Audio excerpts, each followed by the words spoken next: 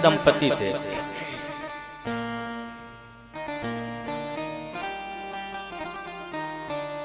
नारद जी महाराज के बड़े भक्त थे। नारद जी महाराज पृथ्वी लोक भ्रमण करते जा रहे थे। सोचे चलो अपने चिलवा के यहाँ थोड़ा सा हो लेते हैं। नारद जी महाराज आए। उन ब्राह्मण दंपति ने नारद जी को प्रेम से बैठाया, चरण सेवा की, चरण प्रक्षालन किया, धूप दीप नैवेद्य इत्यादिकों से स्वागत किया। नारद जी, उनके कोई संतान नहीं थे। नारद जी को निवेदन किया कि मेरे संतान नहीं है, आप कृपा करके बतलाओ कि मुझे संतान का सुख मिलेगा कि नहीं मिलेगा इस चीज का।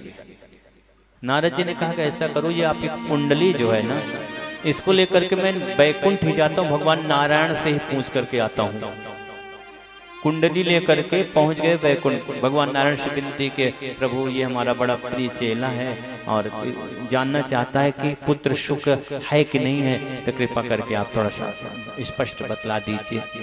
भगवान ने कहा, नारद जी इसके भाग्य में इस जन्म क्या 7 जन्म पुत्र सुख लिखा ही नहीं है।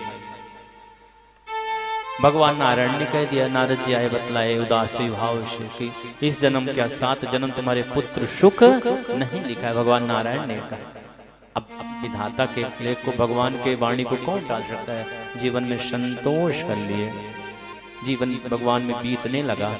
अरे एक बार मन में आया कि चलो माघ महीने में प्रयागराज चलते हैं, कल्पवास चलते हैं। पति पत्नी दोनों कल्पवास चले गए। अपने शिविर में बैठे हुए थे। एक दिन सुबह सुबह कि देखा कि एक ब्राह्मण मार्ग में चिल्लाते हुए जा रहा है कि रे भूखे ब्राह्मण को भोजन करवाओ, 1 रोटी खिलाओ 1 पुत्र का आशीर्वाद पाओ, 2 रोटी खिलाओ 2 पुत्र का आशीर्वाद पाओ। यही चिल्लाता मार्ग में जा रहा है। उन ब्राह्मण दंपति ने सोचा शायद कोई भूखा ब्राह्मण है और पेट भरने का कोई नया तरीका ढूंढा है। कोई बात नहीं, अरे पुत्र क्या होगा, वो तो भगवान नारायण ने कह दिया, पर भूखा ब्राह्मण है, इसको कुछ खिलाना चाहिए। ब्राह्मण देवता आप आइए, विराजिए।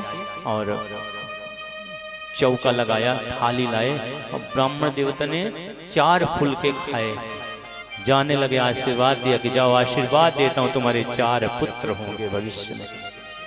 ब्राह्मण की बात कही सुनी हो गई, लेकिन ऐसी ब्राह्मण की वाणी लगी कि समय अनंतर उनके 1 2 3 4 पुत्र हुए। बहुत दिन बीत गए। नारद जी महाराज निकले। अरे उन ब्राह्मण के यहाँ भी थोड़ा सा बोले, हमारे शिष्य हैं। नारद जी महाराज आए, उन ब्राह्मण दंपति ने बैठाया, स्वागत किया नारद जी का और अपने पुत्रों से आशीर्वाद। महाराज जी ये हमारे पुत्र हैं, ये बड़ा पुत्र है, ये मंझला पुत्र है, ये सजला पुत्र है, ये कनिष्ठ छोटा पुत्र है। सबसे एक एक करके आशीर्वाद ले आया। नारद जी आशीर्वाद तो दे रहे हैं, लेकिन नारद जी महाराज को बड़ा आश्चर्य, अरे भगवान नारायण ने हमसे असत्य बोला। वहां से नारद जी महाराज सीधे भगवान विष्णु जी के पास बैकुंठ पहुंच गए। भगवान से कहते हैं, शिकायत करने लगे, प्रभु आपने हमारी हंसी करवा ली। भगवान क्या हुआ नारद?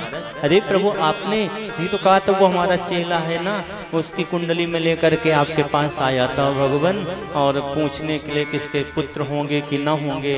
और आपने कहा था कि इसके इस जन्म क्या 7 जन्म पुत्र सुख लिखा ही नहीं है। प्रभु देखिए उसके आंगन में 4 पुत्र खेल रहे हैं। भगवान आपने असत्य क्यों बोला? भगवान ने कहा, नारद मैंने असत्य नहीं बोला, मैंने सत्य ही बोला था। लेकिन मैं ऐसे ब्राह्मणों की वाणी कभी मिथ्या नहीं कर सकता जिन ब्राह्मणों के अंदर ये गुण होते हैं।